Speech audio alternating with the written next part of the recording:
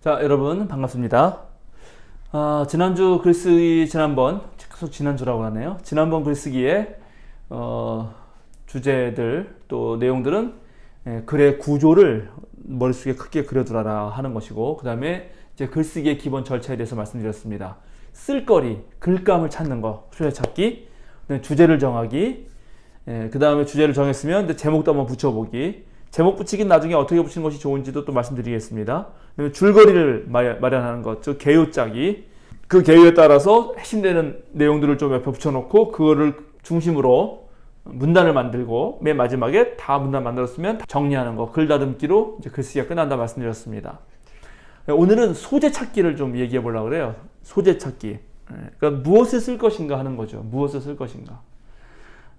근데 제가 이 글쓰기 강좌를 작은 그 조그만 도시에 도서관에서 열심히 공부하시던 가정주부들 내지는 어떤 그런 30, 40대 여성들과 함께 해봤다 그랬잖아요. 그래서 제가 한번 글쓰기 주제를 찾아와라 했더니만 찾아온 것들이 있어요. 우리 각각의 분들이. 근데 그게 다 재밌었어요. 어떤 분은 미술치료사의 어려움들 또는 미술치료와 분주함. 이분은 미술치료 하셨나 봐요. 그게 자기 삶에서 찾은 거죠. 어떤 분은 내게는 너무나 어려운 국어.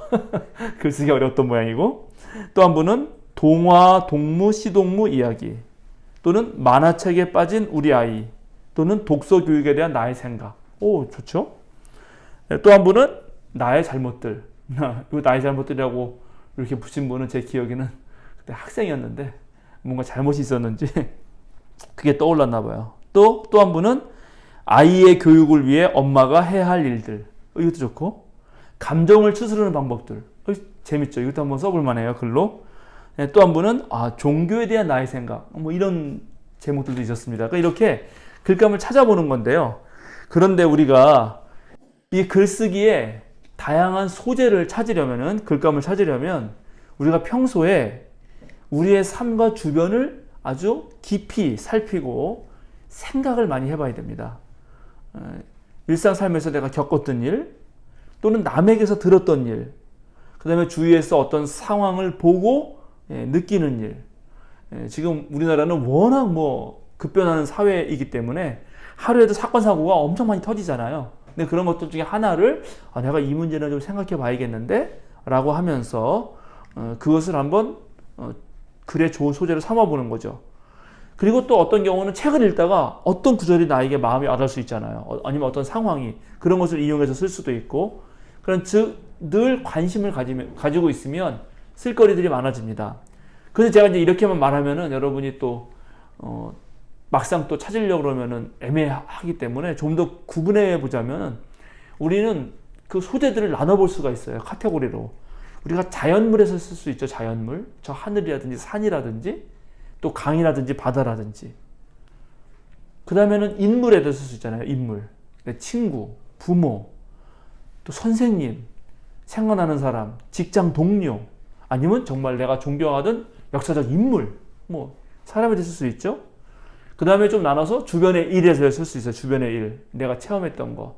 혹시 내가 이번에 코로나19인데, 내 이웃 중에 누가 코로나19 확진자였다가 다시 이제 회복됐다. 그러면 그런 일, 아주 주변의 일들. 그 다음에 이제 사회적 문제를 가지고 쓸 수도 있습니다. 이런 건 특별히 신문이나 또는 그런 잡지 같은 데 많이 나오겠죠. 사회적 이슈가 되는 것에 대해서 자신의 어떤 신념이나 생각을 피력할 수 있습니다. 또 내가 가지고 있는 취미생활, 오락, 이런 거 가지고 쓸 수가 있을 거고요. 그 다음에 아주 옛날에 벌어졌던 어떤 과거의 사실을 떠올려서 쓸 수도 있습니다. 그죠? 역사적 사건이라든가 아주 재미있는 일화라든가 그런 걸 쓸 수도 있고, 그리고 이번에는 좀 철학적인 글이 될지 모르는데 어떤 진리들, 가치들을 가지고 쓸 수도 있어요. 내가 생각하는 사랑, 내가 생각하는 용기란 무엇인가, 내가 생각하는 정의는 무엇인가, 이런 가치들을 한번 생각해보면서 글을 쭉 쓸 수가 있겠죠. 민주주의 사회에 산다는 건 뭔가, 왜 공산주의보다 민주주의가 더 좋다고 생각하는가 등등. 그것뿐만입니까? 문화도 있잖아요. 문화 엄청 많죠. 문화는 교육이라든가 학문이라든가 예술도 음악, 미술, 그 다음에 또 다양한 스포츠. 사실 이렇게 생각해 보면은 쓸 것이 너무나 많이 있습니다. 쓸만한 다양한 자료들이 있는 거예요. 그래서 여러분 글감을 찾을 때는 이렇게 한번 구분해 봐서 제가 7, 8가지를 카테고리를 나눠드렸는데 한번 그렇게 해보시면 좋고요. 그 다음에 글감을 찾기 위해서 여러분이 또 잘 해야 되는 것 중에 하나가 역시 독서입니다. 그러니까는 견문 지식을 많이 넓히는 거예요. 많이 읽다 보면 자기도 그거에 대해서 글을 쓰고 싶어 해요. 이병기 선생님이라고 하신 분이 그 건난이라는 하나의 수필을 쓰였는데 거기에 이런 내용들이 나옵니다. 수선을 기르기 까다롭다 하지만 한 달쯤 공을 들이고 보면 꽃을 볼 수 있지만은 나는 한 해 또한 몇 해를 겪어도 꽃은커녕 잎도 내기가 쉽지 않다. 나는 싱싱하고 윤이 나는 그 잎이 파리똥만한 반점도 없이 제대로 한두 자 이상을 쭉쭉 뻗어야 한다. 나는 종류에 따라서 대엽, 중엽, 세엽과 이엽, 수엽이 있다. 뭐 이렇게. 그래서 이분은 이 난초에 관심을 가졌었던 모양이에요. 난초에. 그러니까 그렇게 견문 지식을 넓히다 보면 쓸 말들이 많아지는 거죠. 저도 잘 몰랐는데 저 요즘에 커피를 즐겨 마시거든요. 커피도 봤더니 이게 보통 이 엄청난 세계가 그 안에 펼쳐지더라고요. 원두도 많죠. 원두를 어떻게 볶느냐에 따라서 또 맛이 달라지죠. 또 그것을 어떻게 내리느냐, 어떤 바리스타가 내리느냐, 아니면 그냥 기계에 갖다가 하느냐, 뭐 이런 거 찾아보면은 커피만 해도 아마 책은 몇 권이 나올 것 같아요. 그리고 커피를 직접 농사짓는 커피콩을 짓는 그런 사람들의 이야기라든가, 제가 아는 분이 이제 커피 너무 잘 아셔서 제가 조금 얘기를 듣는데, 그분이 한번 말씀하기 시작하시면 그냥 이야기가 술술 나옵니다. 그러니까는 자신의 견문 지식을 넓히다 보면 글감은 자연스럽게 많아진다. 자, 그리고 또 하나의 좋은 글감을 찾기 위해서 하는 방식 중에 하나는 자, 우리의 주제인 생각하는 힘을 기르는 것입니다. 생각하는 힘. 생각하는 힘을 기르는 것에 가장 좋은 것은 우리가 어릴 때 많이 했던 OW1H예요. 의문사죠. 의문사. 누가, 언제, 어디서, 어떻게, 왜, 무엇을. 그죠? 이런 거. 누가, 언제, 어디서, 무엇을, 어떻게, 왜. 그죠? OW는 알죠? What, who, when, where. 뭐 이런 것입니다. H는 이제 how, 어떻게고요. 이제 아까 4개만 말했네. why까지.